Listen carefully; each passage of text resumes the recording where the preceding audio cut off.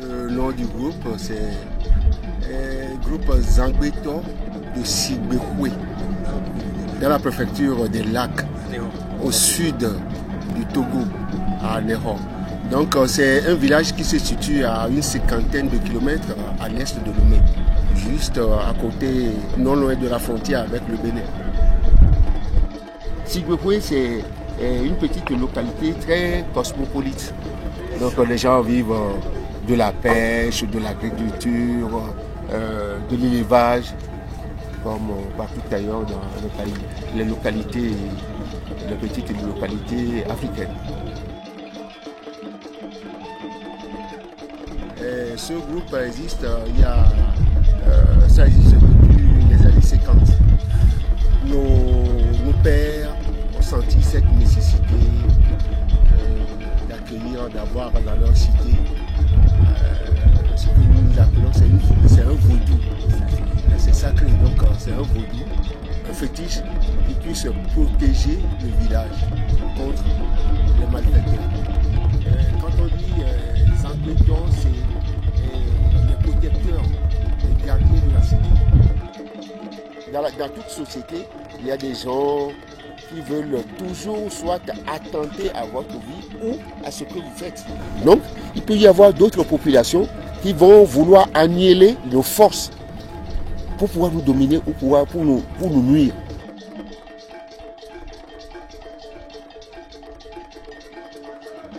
Les gens sont allés, vous voyez, la population circule beaucoup. Donc, quelqu'un de notre village qui est allé vers le Bénin, les villages voisins. C'est comme ça que souvent les gens, chez nous, c'est comme ça qu'ils échangent les vaudous. Donc quelqu'un va et il trouve que ce vaudou, et ça peut protéger le village. Donc il contacte les gens de là, il discute avec eux. Donc s'ils concluent l'accord, ceux-là viennent implanter le vaudou dans nos Zangbeto comparé à ceux du Bénin.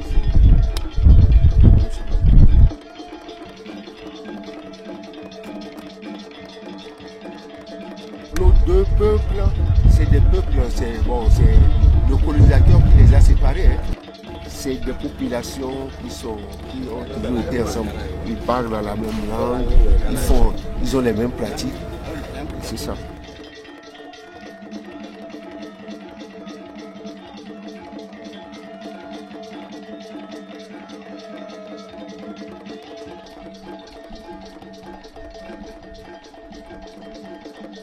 Le nom général de Zangbeto, le nom qu'on nous prononce, c'est Azou. Maintenant, il y a différentes sortes de Zangbeto, ils ont des noms spécifiques. Il y a par exemple Yagbano, Yagbano, Yagbadede, il y a Agbanyoke. Oui, on a amené Sakwete et Yosso.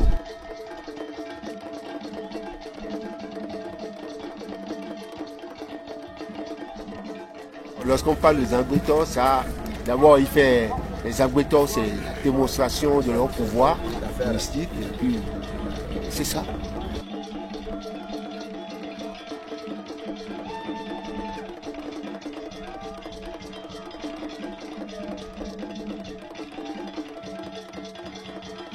Par exemple, un œuf. On peut vous remettre un œuf, on peut mettre un œuf là et on demande à quelqu'un de prendre un bâton. Ça peut être un gros bâton pour le casser. Quelqu'un de grand gabarit, ça peut être si c'est 10 personnes qui peuvent. Il suffit de vouloir le casser avec ce bâton-là. Vous allez voir, ça ne va pas se casser. Ça ne fera que sauter.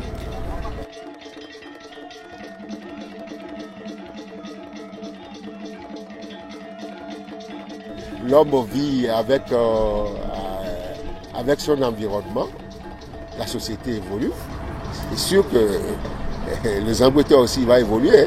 La fois dernière, j'ai vu chez nos voisins, il y a eu un numéro où un Zangbeto a piloté une moto.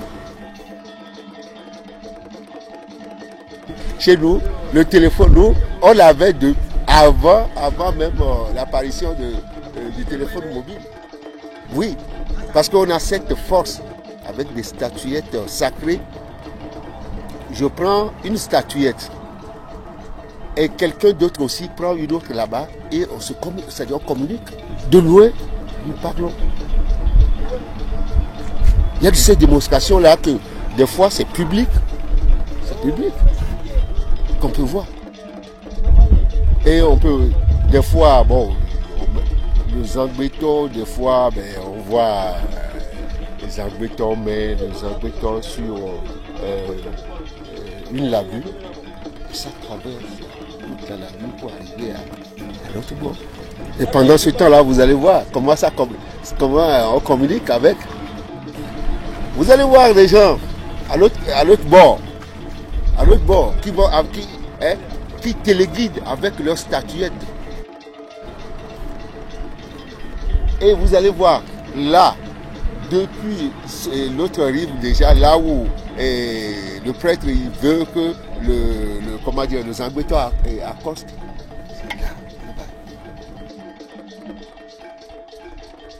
Le vaudou, c'est quoi? C'est un souffle. C'est un souffle, c'est l'air. Et il suffit d'invoquer, de faire des incantations, et puis ça s'allume.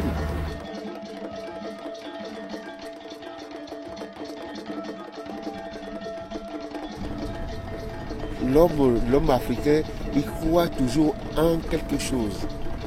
Et de là, moi, je me dis que quand Dieu a créé les hommes, il les a créés et il a laissé quelque chose pour faire reconnaître aux gens sa puissance.